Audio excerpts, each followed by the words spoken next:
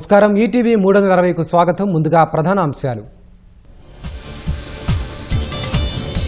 ఏజెన్సీలో మరో 1,00,000 ఎకరాల్లో సాగులోకి కాఫీ తోటలు.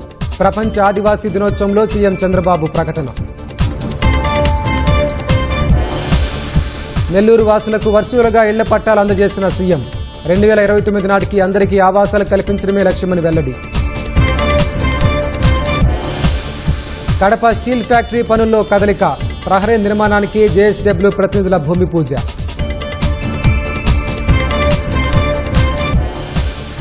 ఆపరేషన్ సింధూర్లో 6 పాక్ విమానాలను కూల్చేశాం. S-400 రక్షణ వ్యవస్థ అద్భుతంగా పనిచేస్తుందన్న IAF చీఫ్.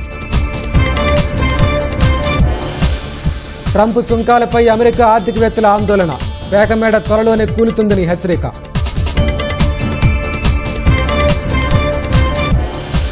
ICICI బ్యాంకు పొదుపు ఖాతాలో కనీస నిల్వ 50,000, లేదంటే పెనాల్టీ ఛార్జీలు చెల్లించాలన్న యాజమాన్యం. రోజుకు 2,000 లోపు ఉన్నవారికే వేతనాలు పెంచుతామన్న నిర్మాతలు. సినీ కార్మికులు అందరికీ వర్తింపజేయాలన్న ఫిల్మ్ ఫెడరేషన్. ఆత్మీయ అనురాగాల మధ్య రక్షాబంధన్ వేడుకలు. ప్రధానికి రాఖీ కట్టిన విద్యార్థులు, బ్రహ్మకుమారీలు.